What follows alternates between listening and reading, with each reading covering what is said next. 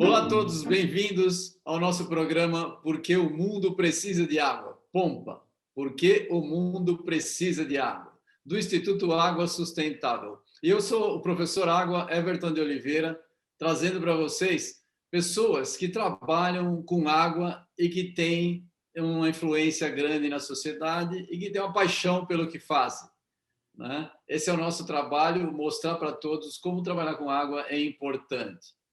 Nós contamos com o patrocínio aqui da Hidroplan, Hidrogeologia e Planejamento Ambiental. Nós agradecemos aos nossos patrocinadores e ao Instituto Água Sustentável por produzir esse programa. Muito obrigado. Hoje, nós temos o prazer de trazer para vocês um tema muito interessante, que é o tema dos oceanos. Nós trabalhamos muito com água de consumo, as pessoas pensam que água é o que a gente só vê na torneira, né? Quando abre a torneirinha, mas não é isso, não. Para o mundo funcionar, todo o nosso sistema hídrico tem que estar pensado de forma como um todo. E é bem complexo, vocês vão ver, mas nós temos sempre pessoas muito inteligentes e pessoas competentes para trabalhar. E hoje nós trazemos para vocês o Ronaldo Adriano Cristofoletti. Ele é professor da Universidade Federal de São Paulo, Unifesp, no campus da Baixada Santista. Representante brasileiro no processo regular para avaliação do ambiente marinho, incluindo aspectos socioeconômicos da ONU, e responsável pelo projeto do CNPq para desenvolver a Estratégia Brasileira de Comunicação para a Década dos Oceanos, em parceria com a Unesco e a Fundação Grupo Boticário. É um prazer tê-lo aqui, Ronaldo. Muito obrigado pela gentileza. Por favor, pode se apresentar para a gente aí? Olá, Everton. Olá, todo mundo. Um prazer enorme estar aqui. Queria agradecer muito o convite, parabenizar por toda a lógica, o movimento, as entrevistas do Pompa, porque eu acho que isso é o que a gente precisa para construir juntos um futuro mais sustentável. Então, um prazer enorme estar aqui, poder trocar, compartilhar um pouco com vocês das experiências. Muito legal, muito legal. Você trabalha bastante com o oceano, né? E eu sou geólogo, a minha relação com o oceano é a relação com o fundo do oceano, né? Você sabe como funciona a oceanografia geológica, você conhece bem. Mas vamos lá, para falar da água dos oceanos, né? A sua área de atuação é ciência do mar. Conta um pouco aí da sua carreira, o que é isso, como é que você chegou nisso? Explica para quem não conhece, para as pessoas terem uma noção do que você faz e qual a importância, por favor. Bem, eu sou biólogo de formação e sou do interior do estado de São Paulo, de Rio Claro, me graduei em Ribeirão Preto, distante do mar, nunca me imaginei trabalhando com ciências do mar até eu iniciar a faculdade e caí em paixão por entender a parte biológica desse sistema marinho.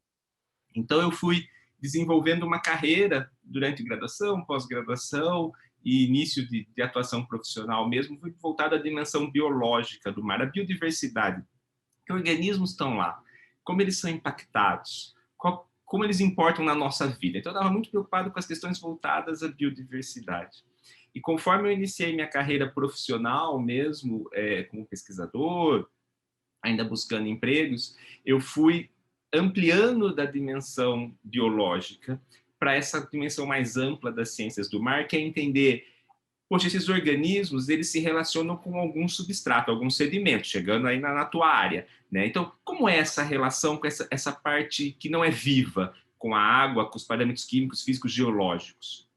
Aí, em seguida, adicionando muito interesse da questão humana, né? Quer dizer, como que a gente se dá a dimensão biológica, a ambiental, que eu chamo, né, da parte não viva, e a humana? Porque o ser humano acaba tendo muito impacto no ambiente marinho, né? Ele também usa muito o ambiente marinho, né, para o bem-estar, para turismo, né, e para extração de recursos. Então, assim, como vão se dando essa relação? Então, eu fui chegando numa atuação que a gente chama muito mais interdisciplinar, que era entender as ciências do mar e as suas relações como um todo. E, paralelo a isso, nos últimos 6, 7 anos, eu fui ingressando numa área de comunicação científica, por uma parceria quando eu ingressei na Universidade Federal de São Paulo para dar aula de metodologia científica e iniciei logo em seguida uma parceria com o Conselho Britânico, o British Council, que tinha um programa de capacitação de pesquisadores no Brasil, que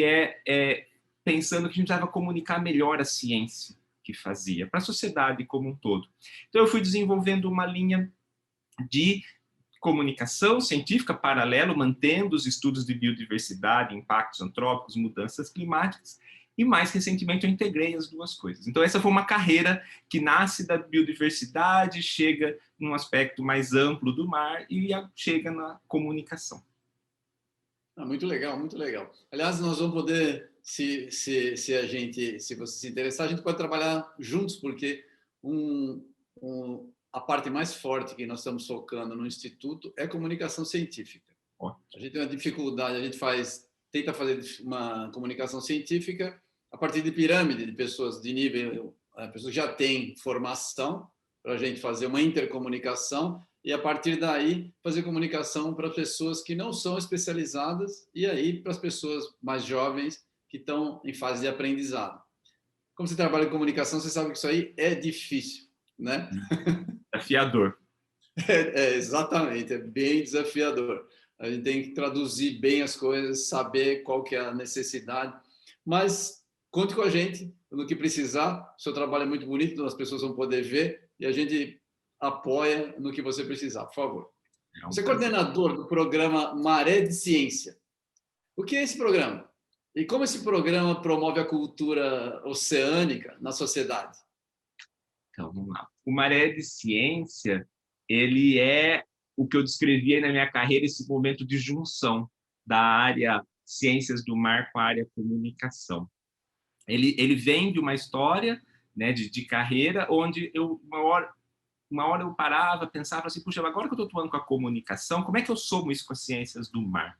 E aí, com parceiros, com colegas da universidade, com o mesmo interesse, a gente criou o Maré de Ciência, que ele é uma lógica de engajar diferentes setores da sociedade para pensar, para fazer, para construir a ciência. Então, a gente diz que, até no universo acadêmico, ele é um programa de indissociabilidade de ensino, pesquisa e extensão, porque a gente faz pesquisa e se aproxima da comunidade e forma novos recursos humanos de forma integrada. Então, o Maré, ele traz essa oportunidade. De onde que ele nasce? Ele nascia de uma lógica de que pensar que se a gente dividisse a sociedade em apenas 3 esferas, são muitas mais, mas pensasse assim, a academia produz conhecimento, né? Ela produz ciência que é importante e presente na nossa vida o tempo todo.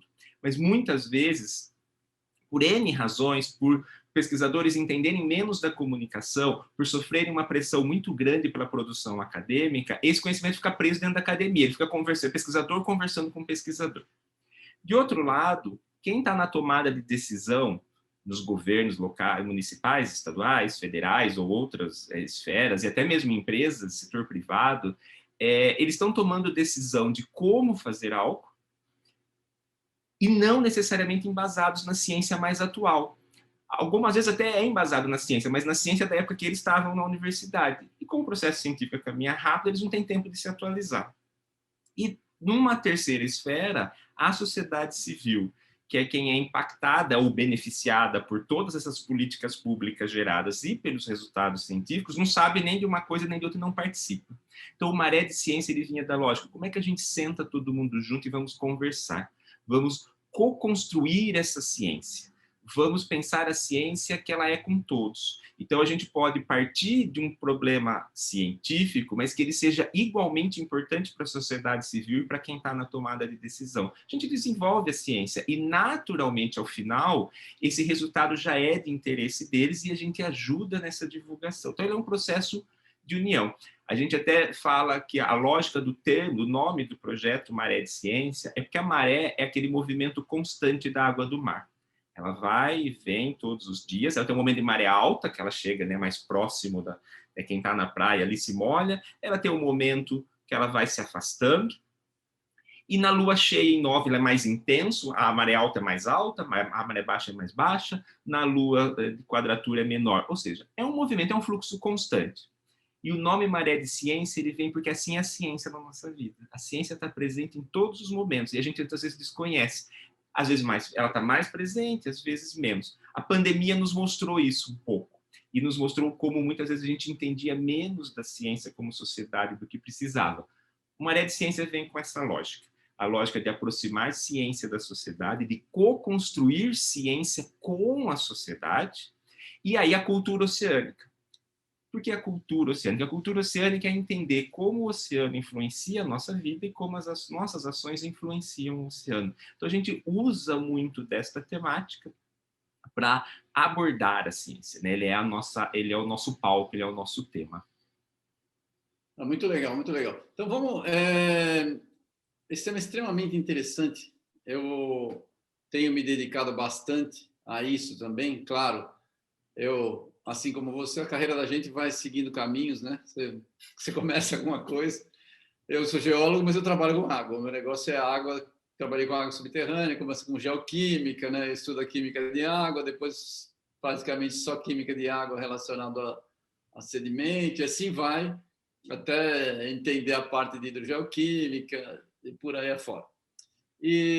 Mas a gente tem uma dificuldade muito grande quando a gente trabalha com ciência, e você falou, a ideia é muito boa, mas eu queria saber exatamente como é que você faz, qual que é a ideia de você fazer essa informação permear? Porque uma coisa a gente sabe, ou seja, mapear o problema, está muito bem mapeado, se apresentou muito bem, e como é que é a ação direta? Como é que você consegue fazer ou chegar nos tomadores de decisão, como você falou, porque muitas vezes eles, de fato, não têm uma ideia clara do que... Às vezes a intenção é boa, mas o resultado não é, né? A gente está acostumado a ver isso, quem trabalha com ciência, por essa defasagem que você explicou. Como é que você está trabalhando? E outra, para os tomadores de decisão é uma coisa, e para as pessoas em geral, porque também são, no fundo, eles são quem vão ter as opiniões que vão ajudar os decisores, né? Como é que isso funciona no dia a dia? Como é que vocês estão conseguindo? Então, como é que é isso na prática? Exato. É uma série de etapas. E elas não são rígidas. Então, o primeiro passo a gente entender é esse é um processo dinâmico. Ele não é o que a gente chama de um processo de cima para baixo. Ou seja, nós sabemos tudo, sabemos o que queremos, como ele é, vai lá e aplica.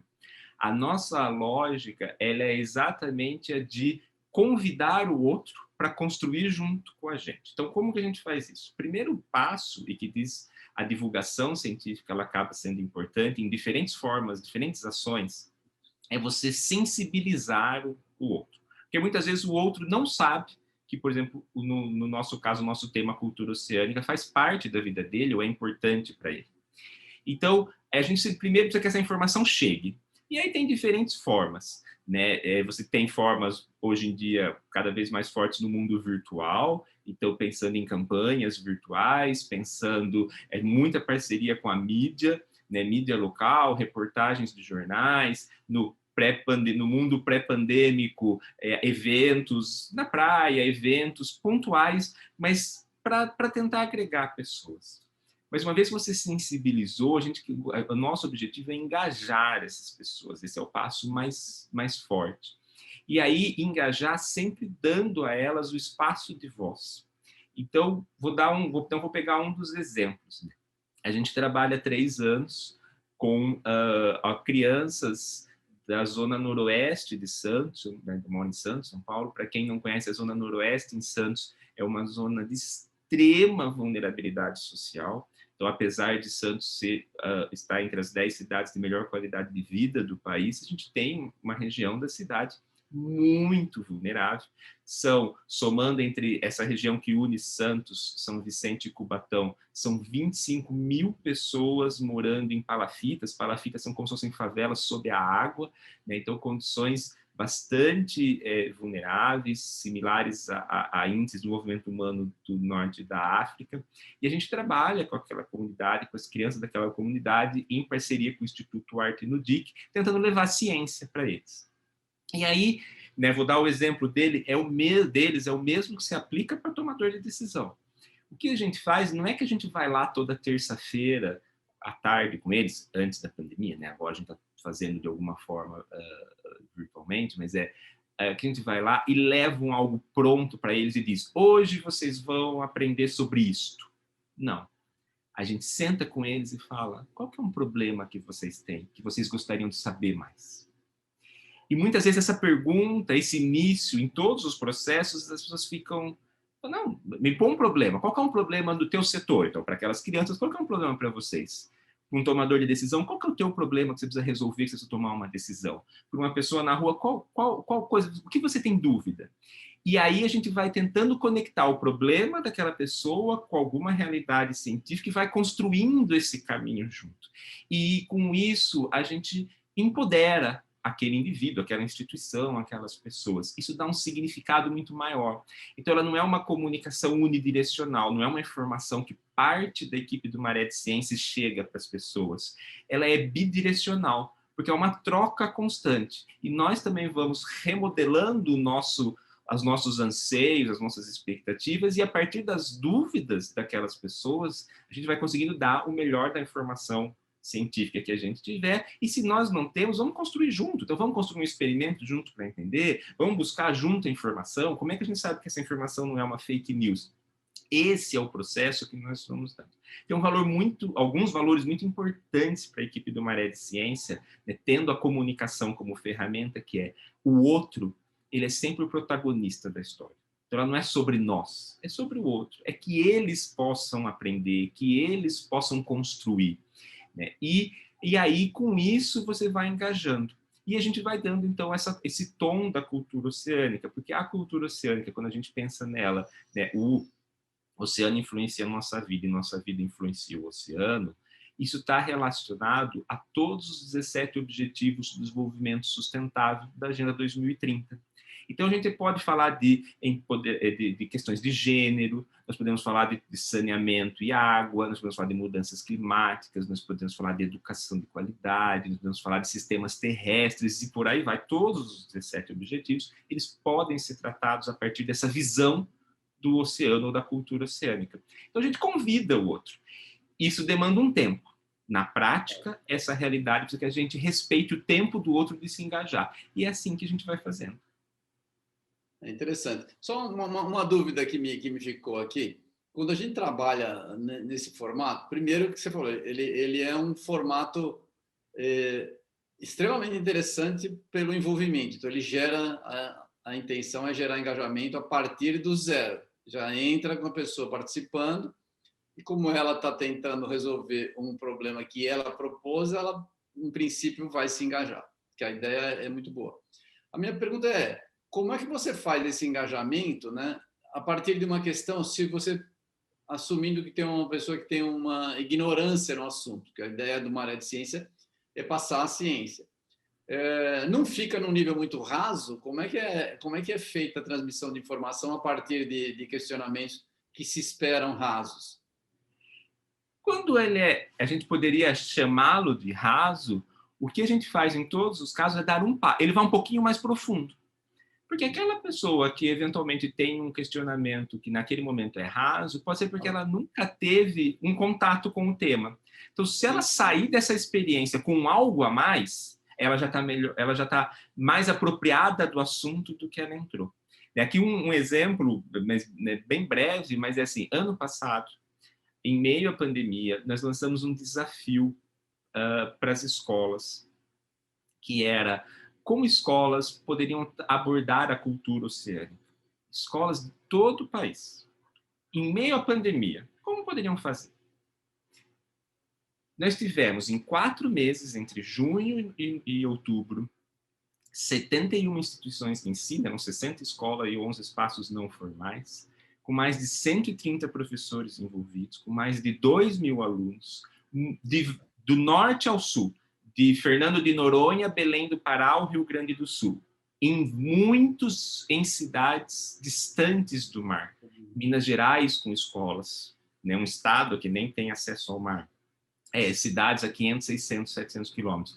Crianças de escolas da zona rural, que nunca viram o mar e que tinham dúvidas, então aí talvez chega no teu ponto.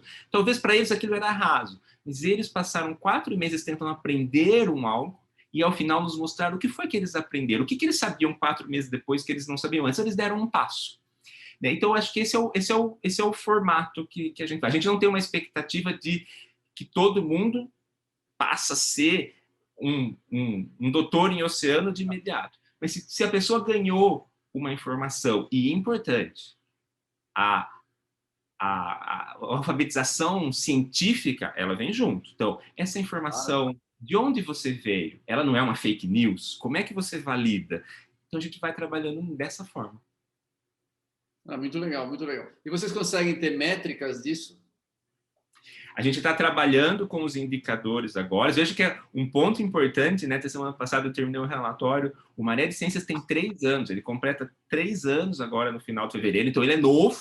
Legal, né? A gente teve um crescimento muito, muito rápido, muito forte, e agora a gente consegue ter algumas métricas locais e nós estamos, então, a partir da dimensão que o projeto tomou numa escala nacional, nós estamos agora criando um monitoramento contínuo até para ver o impacto. Com essas crianças que a gente trabalha há 3 anos desde o início, a gente consegue ver a mudança. Inclusive, teve uma reportagem muito bonita do jornal no passado, de uma jornalista da Rede Tribuna aqui de Santos, que acompanhou o projeto por algumas semanas e mostrou, né? E ela fala como que essa experiência estava transformando a vida daquelas crianças.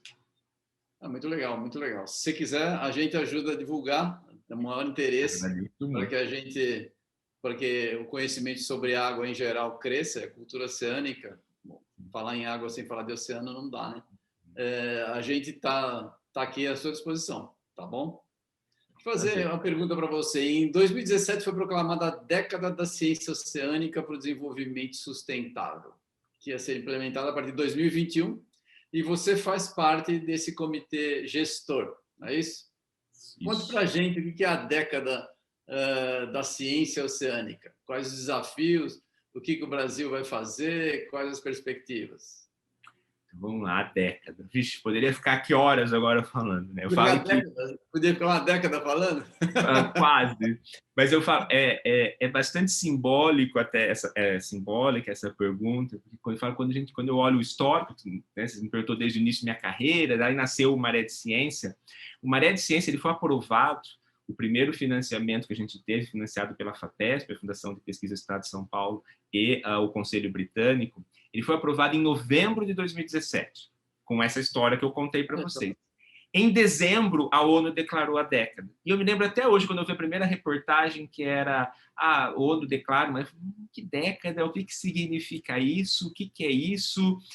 E pronto, e comecei a acompanhar. Entre 2018 e 2020 foi o momento de planejamento da década. E o que eu descobri ali, então, o que é a década? O nome dela, ele vai nos indicando muito claramente os objetivos. Ela é a década da ciência oceânica, então é uma década... Primeiro vou dar um passo atrás. A ONU declara décadas, já foram mais de 40 décadas, existem várias concomitantes. Nesse momento a gente tem, por exemplo, a década da restauração, agora iniciou a década do oceano, tem a década do afrodescendente. Então, assim, as décadas, elas são mobilizações globais a partir de um tema. Esta década é a década da ciência oceânica. É a primeira vez na história que a ONU coloca a ciência como ponto essencial de algo. Então, ela já traz algo importante. É uma década da ciência, mas ela é da ciência para o desenvolvimento sustentável. Então, como nasce a década? Em 2015, com o lançamento da Agenda 2030, com os 17 Objetivos de Desenvolvimento Sustentável, com as metas, então como é que a gente pode ter um mundo melhor em 2030, começou todo um movimento. E em 2017, a ONU entendeu que precisava acelerar esse processo da Agenda 2030. Então, eles fizeram um estudo, uma ciência, e fizeram qual a correlação entre os 17 Objetivos de Desenvolvimento Sustentável. E o objetivo que mais tem em relação com os demais é o objetivo 14, que é o Vida sobre a Água, que é o que fala de oceano. Porque a maior parte das populações mundial vive na zona costeira. É na zona costeira que concentram populações, que estão os portos e assim vai. Então, um estudo mostrava que falar de zona costeira e de oceano, né, porque quando a gente pensa oceano, a gente imagina aquele mar aberto lá fora. Não, quando a gente está falando da praia, né, da zona costeira, das pessoas que moram próximo à praia, a gente está falando de oceano também. Falar de oceano era falar de todos os ODS. Então, eles lançaram esta década. Então, a década, mais do que tratar o ODS 14 em si, ou falar sobre o oceano, ela é para promover os 17 objetivos. E aí, no processo, então ela é a década da ciência oceânica com desenvolvimento sustentável. E aí tem um outro ponto que é: que ciência é essa? E ela é uma ciência que eles chamam de ciência transformadora. É uma ciência que é co-construída entre os setores da sociedade, que valoriza as questões de gênero, etárias, geográficas, que tem uma série de processos. E quando eu começava a ver isso, mas isso é a cara do Maré de Ciência. Então, por isso eu acabei me jogando muito dentro desse processo, entendendo. O Brasil é um país pioneiro na década. A década, então, ela iniciou oficialmente agora 1º de janeiro. Ela tem sido globalmente um movimento muito forte, né? Existe uma expectativa muito grande em relação a essa década. O Brasil é um país pioneiro, então, no ano passado, o Ministério de Ciência, Tecnologia e Inovações, com a Unesco, criou esse comitê gestor nacional, que é, então, quem está organizando, né, puxando à frente disso, e eu sou um dos representantes acadêmicos nesse comitê. O que a gente fez ano passado foi uma consulta nas 5 regiões do país, então foram feitas oficinas, que, aliás, foram feitas, falo com orgulho, pela equipe do Maré de Ciência, com a metodologia participativa de pôr todo mundo para conversar junto. Foi uma oficina por região, cada região do país. Ao todo foram 476 pessoas, então cada oficina variou entre 80 e 120 participantes de diferentes setores da sociedade, que planejaram o que nós precisamos para a década e quais as características regionais que estão ali relacionadas a isso. Porque a década ela tem um espaço para todo mundo, né? Então, essa é a cara da década, né? Poderia falar, ela tem toda uma estrutura, ela tem 7 resultados esperados, mas acho que não é o momento de abordar tão a fundo agora. E aí ela traz oportunidades, eu vejo ela como uma grande oportunidade da gente fazer diferente, mas ela traz desafios, porque organizar um processo que é co-construído, que é de todos, que ele não vem pronto de cima para baixo, não é fácil. Então, esse é um desafio da década que está todo mundo tentando vencer e caminhar junto. Muito bom, muito bom. Não, de fato, não é fácil. A gente tem trabalhado com comunicação de ciência, né? É um dos nossos trabalhos com sustentabilidade ligada à água, e de fato não é fácil. Então, quando você fala de oceano, de mar, de praia, né? Todas as pessoas se sensibilizam, porque é um destino turístico, né? Que está nas pessoas. Todo mundo quer ir para o mar, conhecer o mar, andar de barco, mergulhar. Sei lá. A relação com o mar é algo que está na cabeça das pessoas. E isso, eu acho que a parte que você mencionou no início, sensibilização e depois engajamento. Para as pessoas que estão nos assistindo, né, que a gente espera que sejam muitos, como é que você sugere para eles poderem colaborar com a década da ciência? Como é que eles poderiam participar independentemente ou ligado à Maré de Ciência? Qual a sua sugestão? Perfeito. Acho que agradeço essa pergunta, porque ela traz um ponto essencial. A década ela tem por valor colocado pela ONU e Unesco, né? A Unesco é quem está liderando, coordenando o processo global, de que ela seja co-construída e co-entregue. Você só pode co-construir algo entre setores da sociedade se todos estiverem dispostos a co-construir. Senão você não co-constrói. Né? Alguém vai fazer sozinho. Então, a década ela é um espaço para todo mundo, como indivíduo, como instituição. Ela existe um espaço, não importa se mora perto ou longe do mar, se conhece pouco, se conhece nada, se nunca viu o mar e não sabe nada. Ela tem um espaço para todo mundo. Que espaço é esse? Nós vamos construir junto e achar.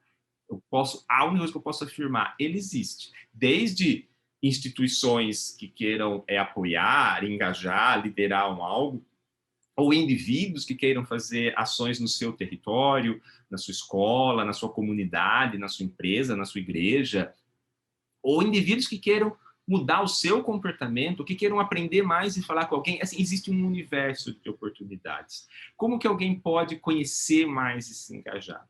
Dessas oficinas que nós fizemos nas regiões do país, nasceram naturalmente o que a gente chamou de grupo de apoio à mobilização. Foi um processo orgânico. Ao final das oficinas, as pessoas olhavam para nós e falavam, as oficinas foram todas online, mas olhavam aqui para nós pelo Zoom e falavam, não, mas e agora? Para onde nós vamos com isso? Foram 5 dias construindo junto o que a gente espera durante essa década. E aí a gente percebeu que tinha uma energia, um espaço de mobilização. Então, criou-se os grupos de mobilização, que são exatamente grupos que vão capilarizando. Então, eles saem da esfera de um comitê nacional e eles têm uma cara mais regional. O objetivo é capilarizar cada vez mais até chegar em cada comunidade. E eles trazem oportunidades. Então, eles que estão juntando quais ações estão ocorrendo, ou quais ações desejariam que ocorressem naquela região, mas ninguém está liderando. E esse movimento está sendo construído. Então, qualquer pessoa que queira participar, eles podem procurar o Comitê Nacional, eles podem procurar o Maré de Ciência, eles podem procurar os comitês de apoio à mobilização regionais para acessar. Como procurar? No Maré de Ciência, né, direto por nós, o nosso site é www.maredeciencia.com.br, e o site oficial da década, ele não é tão simples, mas ele é década.ciencianomar.ncetic.gov.br. Esse é o site oficial da década. E lá tem os contatos do comitê gestor, tem os contatos dos grupos de mobilização regionais, e as pessoas podem, então, entrar em contato e falar, eu quero saber mais, ou eu tenho uma dúvida, ou eu gostaria de fazer algo, eu quero participar. Ele é um movimento muito aberto.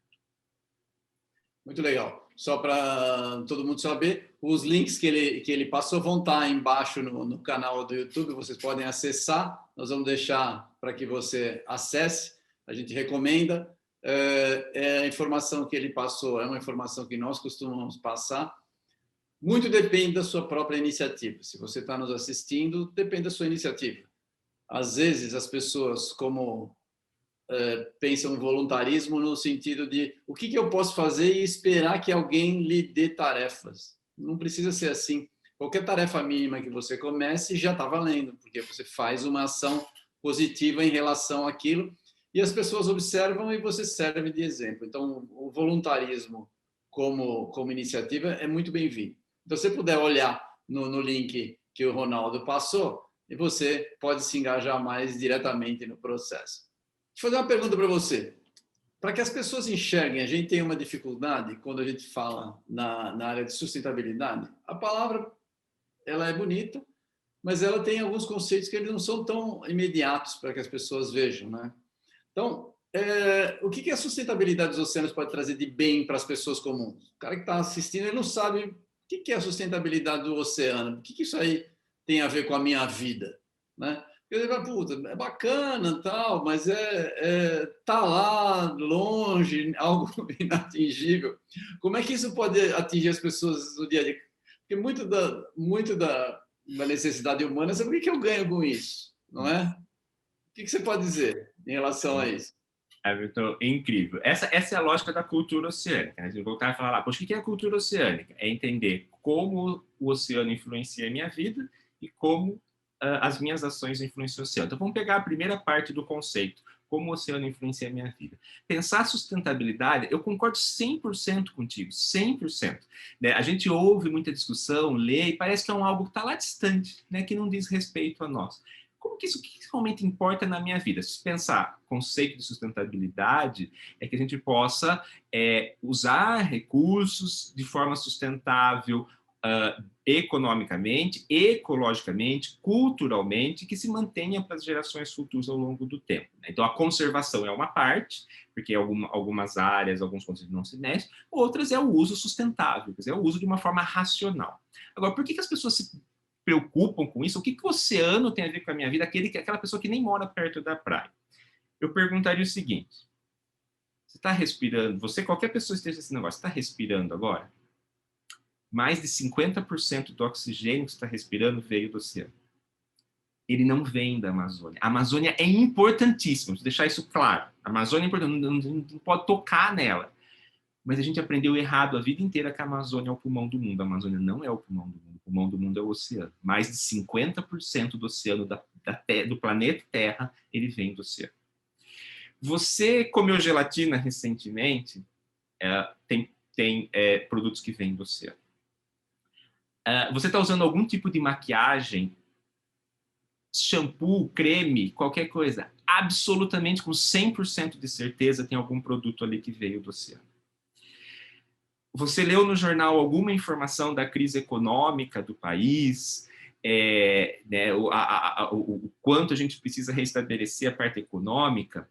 A maior parte do PIB, do Produto Interno Bruto brasileiro, ela vem da agropecuária. A agropecuária ela ocorre distante do mar, né? Elas ocorrem nas regiões centrais do país, só que elas são reguladas pelo ciclo de chuva e climático. Quem regula o clima é o oceano. É por isso que toda noite, ao ver na televisão a previsão do tempo, sempre tem o mapa do Brasil e a pessoa que estiver apresentando sempre vai mostrar. Tem uma massa de ar vindo do oceano, sempre, 100% das vezes, porque é o oceano que regula, né? E no caso nosso brasileiro é muito essa relação entre oceano e Amazônia, que tem um papel importantíssimo. Por isso que formam, inclusive, os chamados corredores aéreos, né, os rios aéreos. Por isso que quando teve toda a queimada no Pantanal, São Paulo ficou escuro às 2 da tarde e choveu cinzas do Pantanal, porque, na verdade, era um corredor que vinha de ar da Amazônia, mas ele vem puxado por um movimento oceânico. Então, a economia brasileira é regulada pelo oceano, o ar que você respira é regulado pelo oceano, a nossa cultura é influenciada pelo oceano. Quem nunca cantou Garota de Ipanema?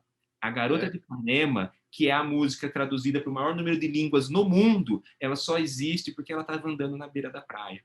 Então, o oceano está presente na nossa vida em todos os momentos, não importa o quão perto ou longe do mar a gente esteja.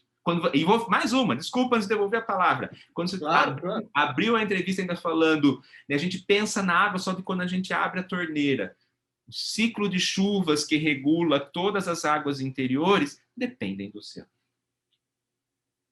É verdade, é verdade. Pensando assim, temos que cuidar do oceano, sem dúvida alguma. Você só não falou um ponto que eu gostaria que você falasse do oceano. Você, como biólogo, sustentabilidade na parte da vida nos oceanos.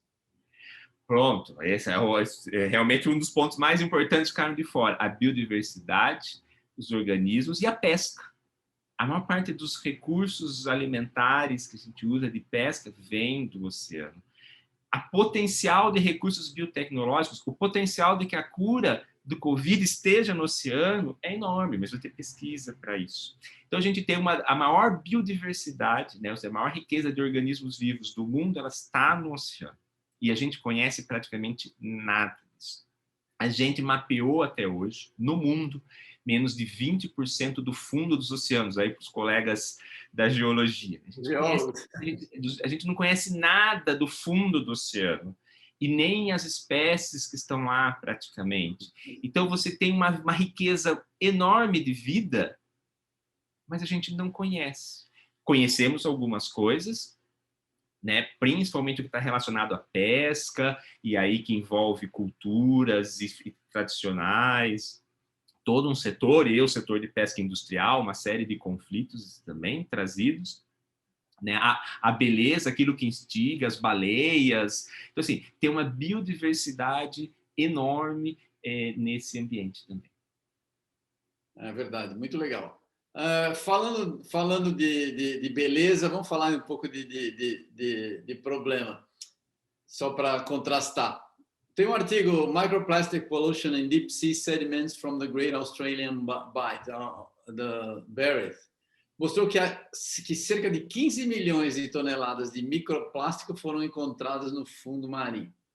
Em oceanos profundos, cada grão de areia do fundo marinho continha cerca de 14 partículas de microplásticos. Conta pra gente aí, para quem não sabe, o que é esse problema? Como que a gente deve lidar? Tem solução? Qual o caminho? Porque isso é uma novidade, tem aparecido bastante na mídia, né? E essa é uma forma das pessoas se relacionarem com o mar sem saber, né? Conta pra gente aí. como lidar com o problema, o que quer dizer isso? Então, vamos lá, né? Microplásticos. Plásticos, de forma geral, e os microplásticos, hoje, talvez um dos maiores problemas globais que a gente tenha, que só agora as pessoas estejam dando atenção. Então, os microplásticos são aquelas partículas, né, minúsculas de plástico e que se dissiparam e chegam. E que chegaram até o fundo do oceano já. Como tentar solucionar isso? Até para falar essa relação com a gente. Bom, primeiro, claro, a gente precisa de desenvolvimento de pesquisa, né, de ciência, tecnologia e inovação, para pensar em formas de limpar. Eu não consigo ainda imaginar, já existem várias tentativas e protótipos, como é que a gente vai fazer um aspirador oceânico para tentar remover só a micropartícula, mas que ele não remova as partículas naturais e não machuque os animais que estão lá. Então não é um processo fácil, porque não é só ter um aspirador oceânico. Né? Ninguém em casa passa o aspirador por cima do cachorrinho, ou do gatinho, ou do passarinho. Então, como é que você vai passar um aspirador no oceano sem passar por cima dos organismos que estão na água? Então, assim, aqui já dá a ideia da dimensão. Agora, qual que é um ponto essencial dessa história? Né? Antes até de eu chegar ao como que isso está influenciando as pessoas. Vamos lembrar da definição de cultura oceânica. O oceano influencia a nossa vida, e as nossas ações influenciam o oceano. Esse plástico não nasceu no oceano. Esse plástico foi lançado no oceano. Esse microplástico foi lançado no oceano.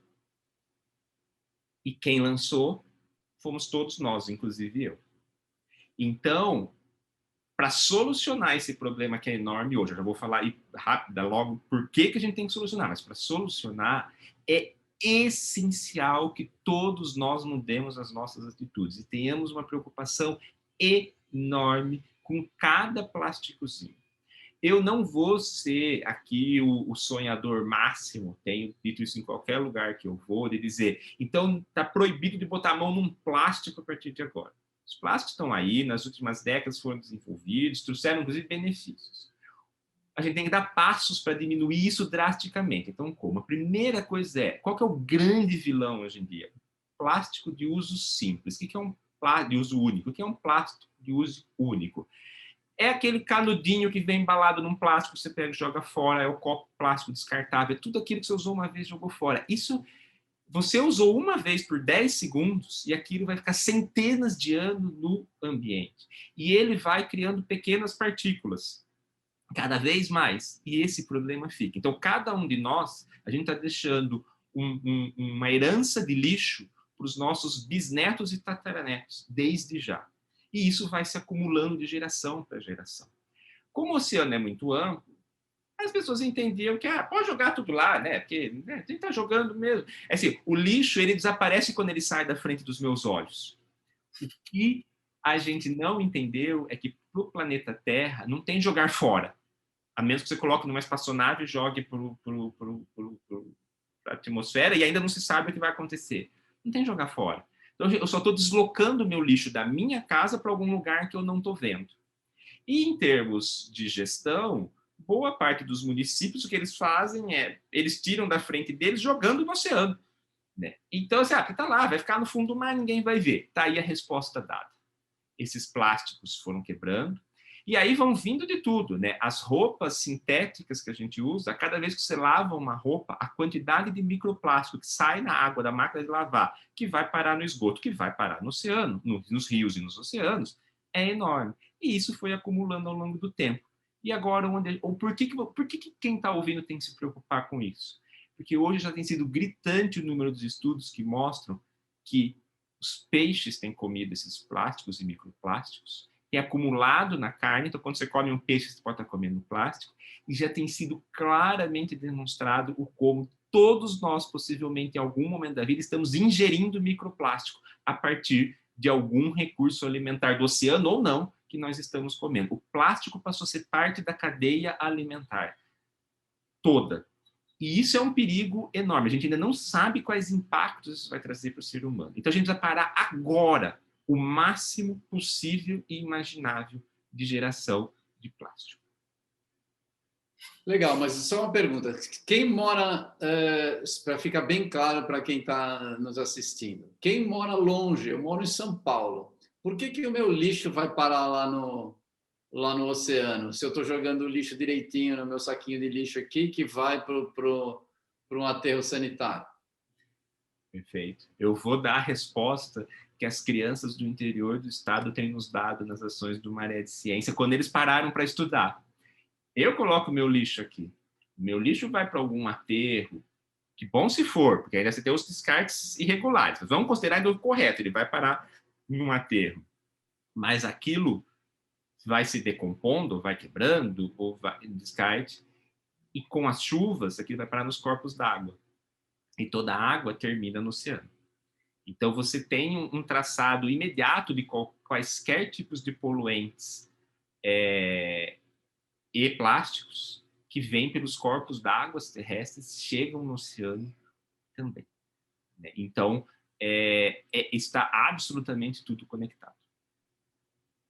Interessante. Mas tem como medir microplástico em análise química? Como é que eu sei que uma água tem microplástico, por exemplo? Dá para fazer isso?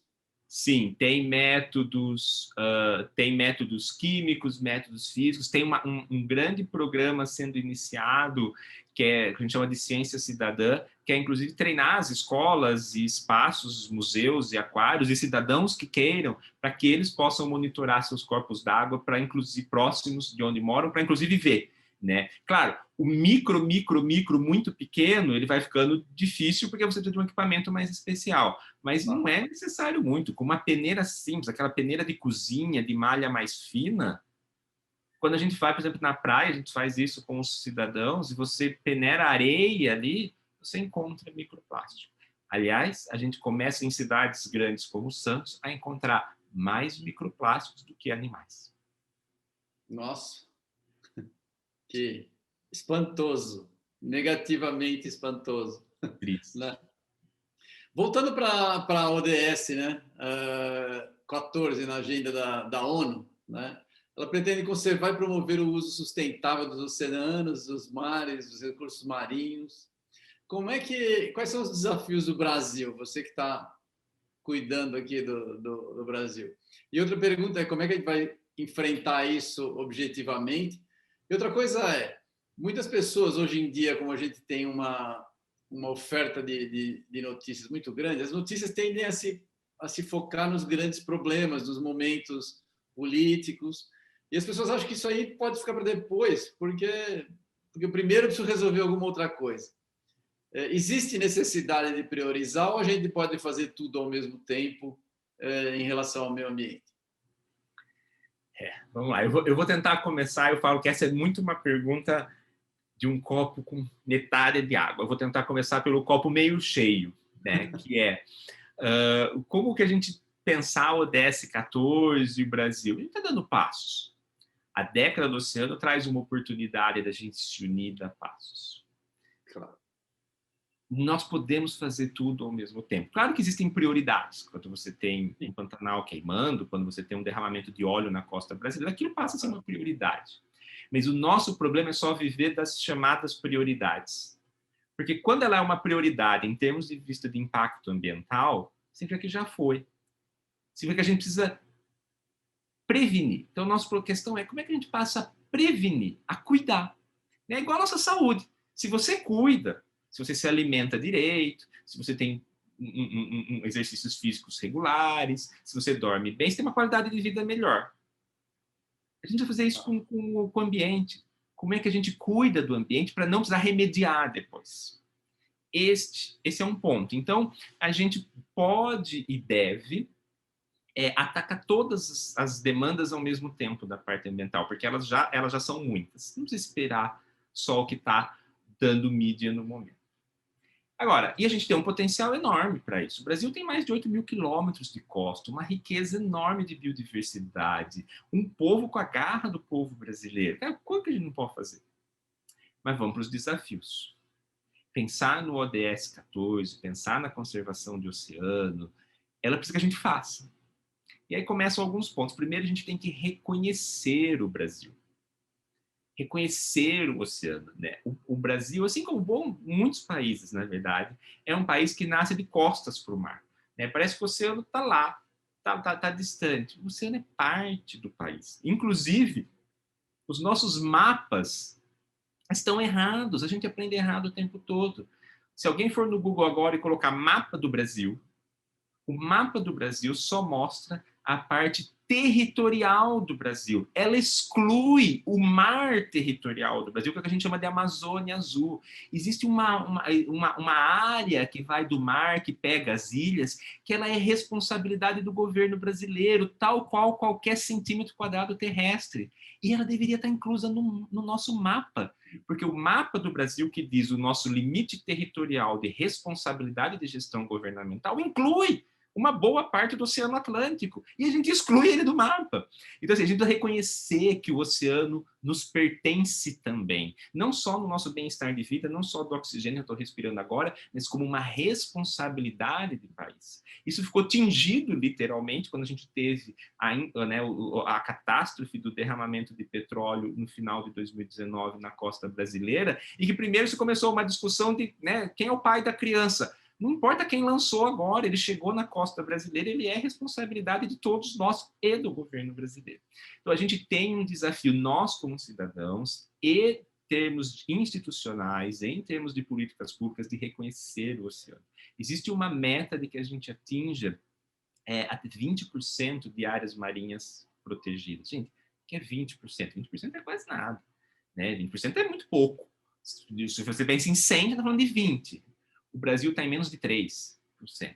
Então, de proteção dos oceanos. Então, a gente tem muito a caminhar, a reconhecer, a gerar políticas públicas, nós a cobrar dos nossos governantes as legislações pertinentes para que a gente possa atingir quais são as metas do ODS 14.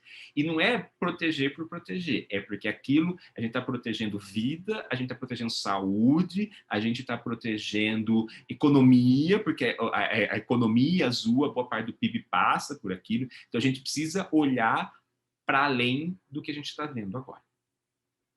Muito legal, verdade. Na verdade, a gente só pensa no limite territorial quando tem problema, quando fala de Forças Armadas. As Forças Armadas, elas cuidam disso, ou deveriam cuidar, né? Mas cuidam. Se tem uma invasão aérea ou alguma coisa de barco que vem pescar, ela tem essa obrigação. Mas é o máximo que a gente consegue pensar. Não pensa em proteção ou antecipar problemas, né?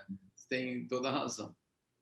Tem uma pergunta interessante. Você falou de mudanças climáticas, você falou do clima, como é que influencia, mas como é que os oceanos, né, a preservação dos oceanos pode ajudar a amenizar os problemas decorrentes das mudanças climáticas? Porque elas estão aí, né, está todo mundo vendo. Antes tinha uma certa dúvida, uma discussão científica, até não discussão negacionista, que hoje é um termo em moda aí, mas tinha que faz parte da ciência você discutir os problemas com pontos de vista diferentes, é assim que a ciência cresce, né?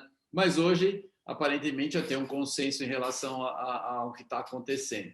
Como é que o mar pode colaborar nisso para a gente, os oceanos? A gente precisa entender os dois papéis aí. Primeiro, o que é a mudança do clima e o que é o papel do oceano. A mudança do clima, que na verdade agora existe até esse movimento para que a gente mude o nome, né, para ser a crise climática. É uma crise instaurada, né, ela está aí posta.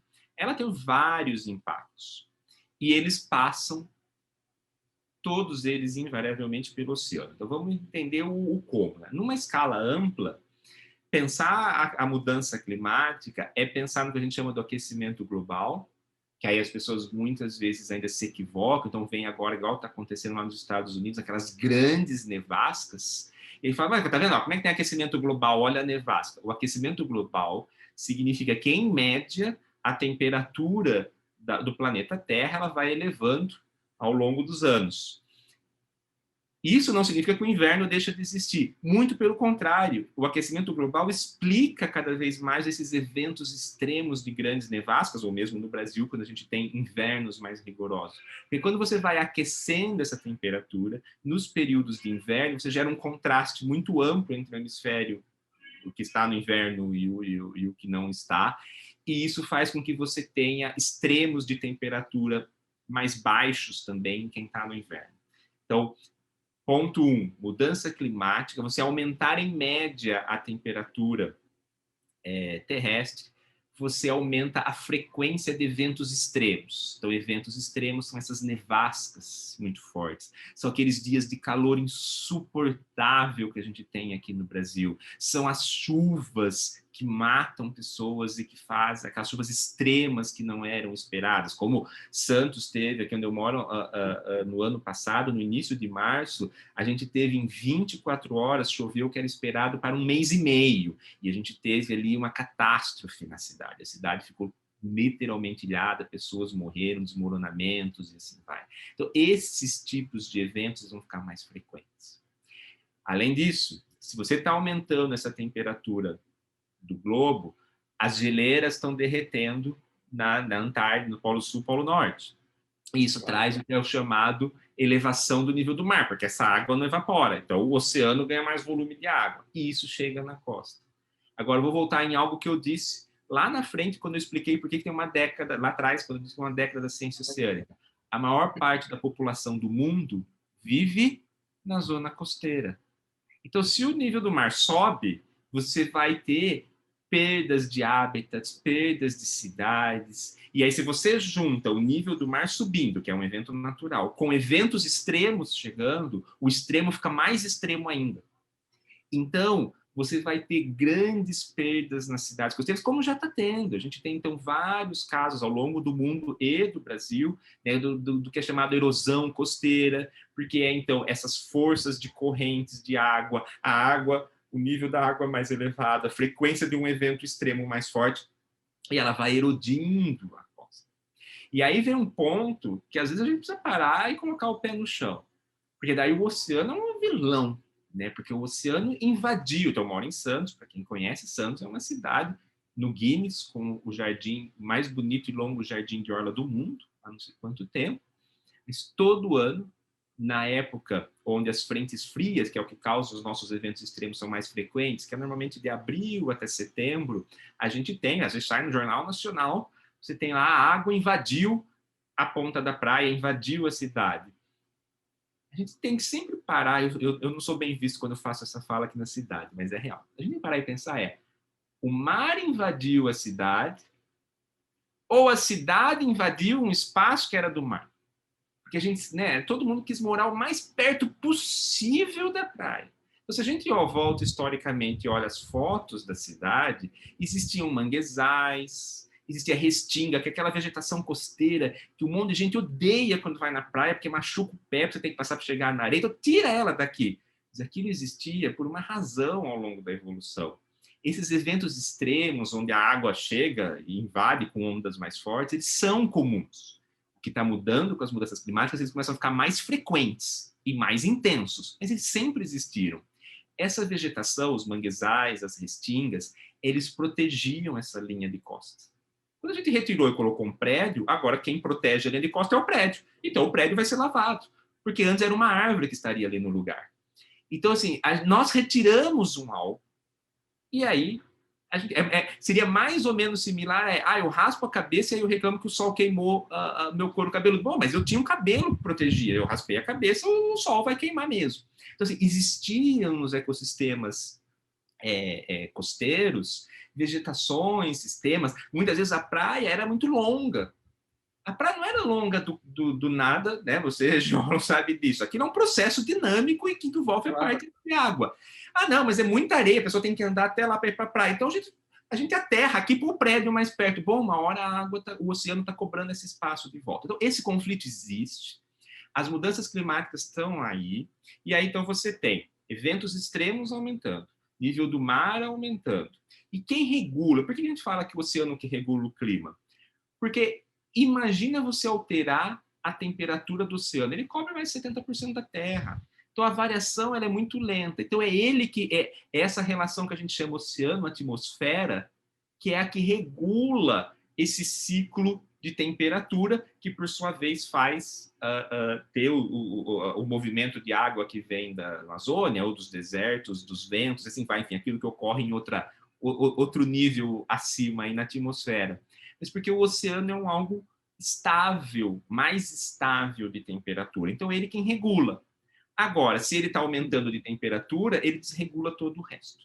Então, mudanças climáticas estão aí, e a gente começa a ver, então, o impacto dela na nossa vida. Porque daí você vê, para quem mora na zona costeira, erosão ocorrendo, cidades sendo perdidas, impactos enormes que ainda podem acontecer, e a gente não tem previsão de como virá, mas não é só para quem mora na praia.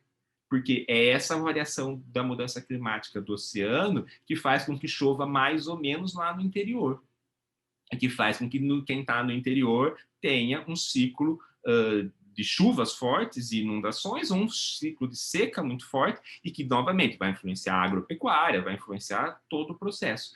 Então, assim, isso está tudo muito relacionado. Muito legal, muito legal. É verdade. A gente tem que pensar o oceano como parte das nossas vidas, não só na nossa vida turística, né?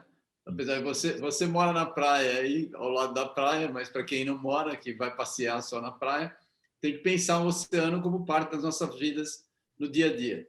E essa é uma função muito grande do Maré de Ciência, que a gente acabou de apresentar para todos vocês aqui, e que faz parte do trabalho do professor Ronaldo Cristofoletti. Ronaldo, foi um prazer conversar com você. Você sabe que os nossos canais de comunicação estão abertos para o seu trabalho, é um trabalho muito bonito. Meus parabéns pelo trabalho. Conte com a gente no que a gente puder ajudar, por favor, tá bom? Obrigado. Se puder fazer suas considerações finais para quem está nos assistindo, por favor. Everton, agradeço demais a você, toda a equipe do Pompa, todo mundo que está assistindo, agradecer essa oportunidade, parabenizar pelo trabalho e deixar o convite. Eu acho que se a gente quer um futuro melhor para nós, para os nossos filhos, para os nossos netos, o futuro já começou. Ele está na ação que a gente tem hoje. A quantidade de impactos e catástrofes que nós estamos vivendo, olha a pandemia, ela nos mostra que da forma como a gente tem lidado com o ambiente até hoje, só vai piorar a situação. Então, é mais do que hora da gente parar e olhar o que eu posso fazer de diferente, que pequena contribuição eu posso dar para a gente ter esse futuro melhor.